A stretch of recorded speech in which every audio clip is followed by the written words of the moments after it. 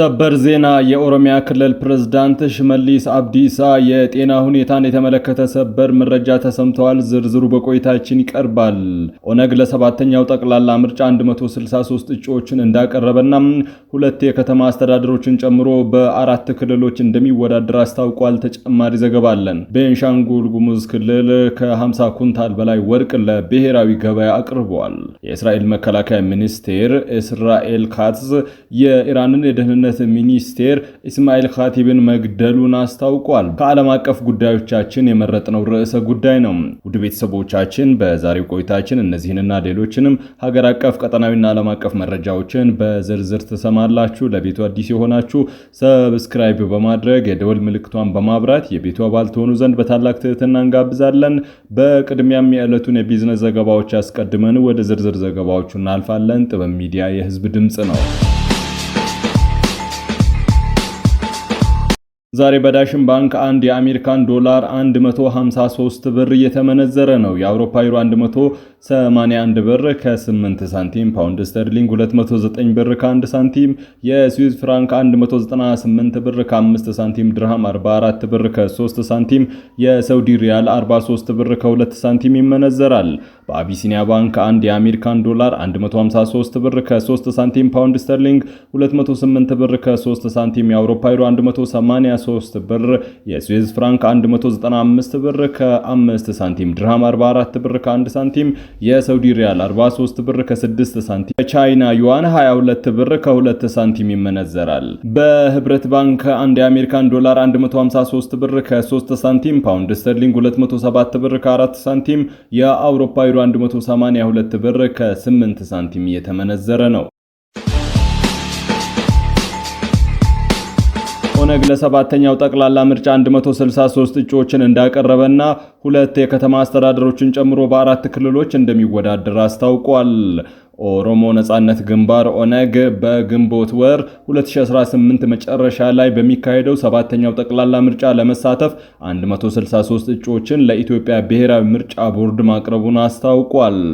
የኦነግ የዲሲፕሊንና የቁጥጥር ኮሚቴ ሰብሳቢ አለማየሁ ዲሮ ከበሬሳ ጋዜጣ ጋር ባደረጉት ቆይታም ድርጅታቸው በዘንድሮ ምርጫ በሁለት የከተማ አስተዳደሮች በአራት የኢትዮጵያ ክልሎች እንደሚሳተፍ ገልጿል። እነዚህም አዲስ አበባ፣ ድሬዳዋ ከተማ አስተዳደሮችን ጨምሮ በኦሮሚያ፣ በሐረሪ፣ በአማራና በኦሮሞ ብሔረሰብ አስተዳደር ዞን በቤንሻንጉል ጉሙዝ ክልሎች መሆናቸውን ጠቁሟል። አቶ አለማየሁ ከጸጥታ ጋር በተያያዘን ከአዲስ አበባ ወጥቶ የምረጡኝ ቅስቀሳን ለማድረግ አስቸጋሪ ሁኔታዎች እንዳሉበት ተናግረዋል። ድርጅቱ በሰባተኛው ጠቅላላ ምርጫ ላይ የተሳተፈው ምቹ ሁኔታዎች ተፈጥረው ሳይሆን በምርጫ መሳተፍን እንደ ሰላማዊ ትግል አካል ተደርጎ ስለሚመለከተው እንደሆነም ተናግረዋል። የምርጫ ሁኔታዎች ምቹ ባይሆኑም ድርጅቱ የተገኘውን እድል በመጠቀም ዓላማውን ለማሳካት እየተንቀሳቀሰ ይገኛል ያሉት አቶ አለማየሁ ሰላም በሌለበት ሁኔታ ምርጫ ማካሄድ ህዝብን በአግባቡ የሚወክል መንግስት ለመመስረት አመቺ እንዳልሆነም ጠቁመዋል። በመሆኑም ኦነግ ሰባተኛው ጠቅላላ ምርጫ ከመካሄዱ በፊት ጦርነት ቆሞ ሰላም ሊሰፍን ይገባል የሚል እምነት እንዳለው መግለጻቸው ተዘግቧል። ኢትዮጵያና ጣሊያን የቡድን 20 የብድር ማሻሻያ ማዕቀፍ ስራ የሁለትዮሽ የዕዳ ሽግሽግ ስምምነት ተፈራረሙ።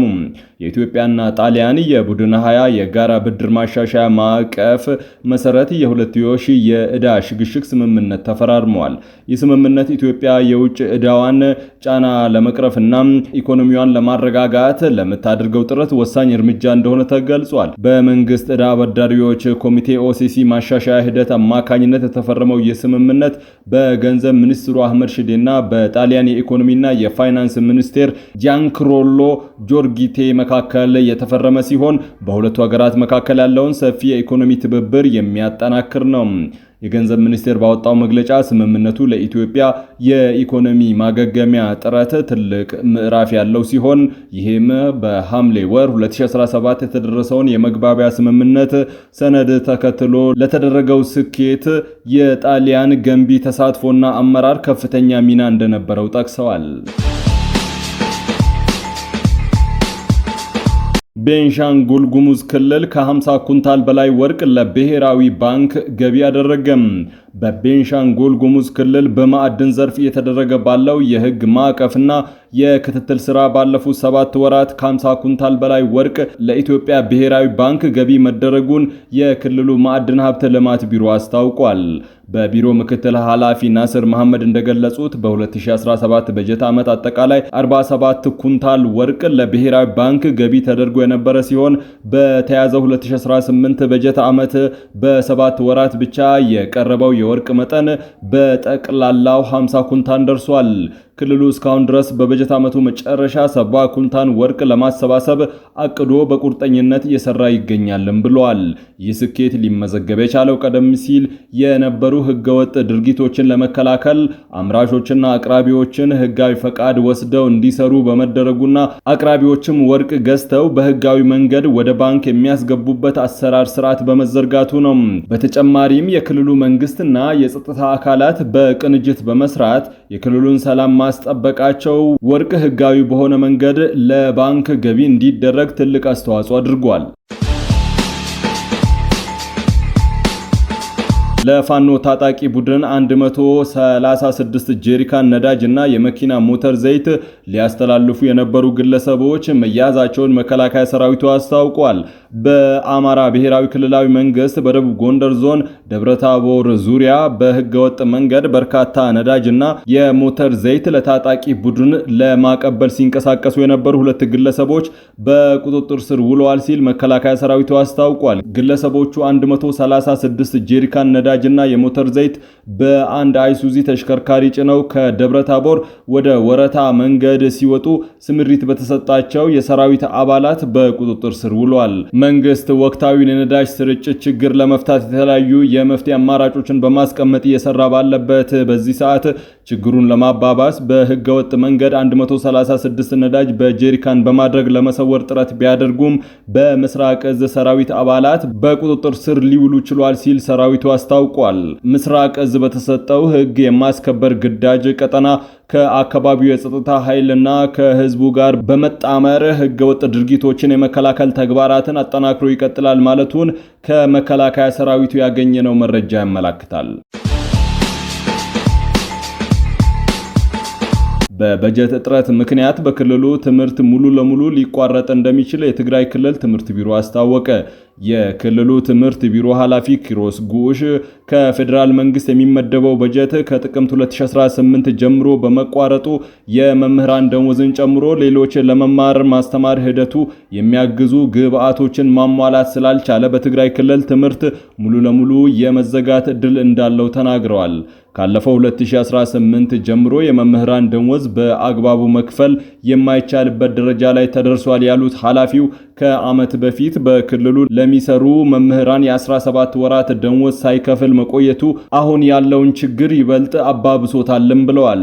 የፌዴራሉ መንግስት በፓርላማ የጸደቀውን በጀት በስራ አስፈጻሚ አካላት አማካኝነት መከልከሉ ተገቢነት እንደሌለው ያብራሩት ኪሮስ የትምህርት አሰጣጡ አሁን ያለበት ሁኔታ በመዘጋትና ባለመዘጋት መካከል ነው ብለዋል። በዚህ ዓመት በትምህርት ገበታቸው ላይ መገኘት ከነበረባቸው 2.75 ሚሊዮን ተማሪዎች መካከል 1.2 ሚሊዮን የሚሆኑት እስካሁን ድረስም እንዳልተመለሱ ቢሮ አስታውቀዋል። የኦሮሚያ ክልል ፕሬዝዳንት አቶ ሽመልስ አብዲሳ የጤና ሁኔታ አሳሳቢ ደረጃ ላይ መድረሱ ተሰማ። አንዳንድ ያልተረጋገጡ የመረጃ ምንጮች ስለ ፕሬዝዳንቱ ህልፈት እየዘገቡ ይገኛሉ። ላለፉት ጥቂት ሳምንታት ከህዝብ እይታና ከተለያዩ መንግስታዊ መድረኮች ርቀው የቆዩት የኦሮሚያ ብሔራዊ ክልላዊ መንግስት ፕሬዝዳንት አቶ ሽመልስ አብዲሳ በጠና ታመው በአቡዳቢ በሚገኝ ከፍተኛ የሕክምና ተቋም ውስጥ የሕክምና ክትትል የተደረገላቸው መሆኑን ምንጮች ገልጸዋል። ፕሬዝዳንቱ በአሁኑ ወቅት በተባበሩት አረብ ኤሚሬቶች በሚገኘው ታዋቂ ሆስፒታል ውስጥ ተኝተው የሚገኙ ሲሆን የጤናቸው ሁኔታ እጅግ አሳሳቢ ደረጃ ላይ እንደሚገኝ ተመላክቷል። መረጃዎች እንደሚያሳዩት ጠቅላይ ሚኒስትር አብይ አህመድ ባለፈው ሳምንት ወደ ስፍራው ባቀኑበት ወቅት በሆስፒታል ተገኝተው የፕሬዝዳንቱን የጤና ሁኔታ የጎበኙ ሲሆን የጤና እክላቸው ከባድ መሆኑን በቅርበት ለመረዳት ችለዋልም ተብሏል። ለረጅም ጊዜ በክልሉ ከፍተኛ ስብሰባዎችም ሆነ በይፋዊ የሥራ እንቅስቃሴዎች ላይ አለመታየታቸው በተለያዩ የፖለቲካ መድረኮች በርካታ መላምቶች ሲጭር የቆየ ቢሆንም አሁን እየወጡ ያሉ መረጃዎች ግን መነሻው ከከባድ የጤና መታወክ ጋር የተያያዘ መሆኑን ዘግበዋል። የእስራኤል መከላከያ ሚኒስቴር ኢርዛር ካርትዝ የኢራኑን የደህንነት ሚኒስቴር እስማኤል ካቲብን መግደላቸውን ተናገሩ። ካትዝ መግለጫቸው ላይ ትላንት ሌሊት የኢራን ደህንነት ሚኒስቴር ካቲብ ተወግዷል ብለዋል። ኢራን የሚኒስትሩን መገደል አረጋግጣለች። እስማኤል ካቲብ የኢራን የደህንነት ሚኒስቴር ሆነው የተሾሙት በቀድሞ የሀገሪቱ ፕሬዝዳንት ኢብራሂም ሬሲ ከ5 ዓመት በፊት ነበር። ከሟቹ ጠቅላይ መሪ አያቶላ አሊ ካሚኒና ከሌሎች የኢራን ከፍተኛ መሪዎች ጋር እስላማዊ ሕግን ያጠኑ ሲሆን ቀደም ሲል በደህንነት መስሪያ ቤቱ ውስጥ እንዲሁም በጠቅላይ መሪው ጽህፈት ቤት ውስጥ በከፍተኛ ኃላፊነት ሰርተዋል። በአውሮፓውያኑ 2022 የደህንነት ሚኒስትሩ በአሜሪካና በአጋሮቿ ላይ የበይነመረብ ጥቃት እንዲፈጸም አመቺ ሁኔታዎችን ፈጥሯል በሚል በአሜሪካ የገንዘብ ሚኒስቴር ማዕቀብ ተጥሎባቸው ነበር። ካቲብ በኢራን አብዮት ከተካሄደ ከአንድ ዓመት በኋላ ከ45 ዓመታት በፊት የእስላማዊ አብዮት ዘብ አባል በመሆን ነው በመንግስት ውስጥ ማገልገል የጀመሩት።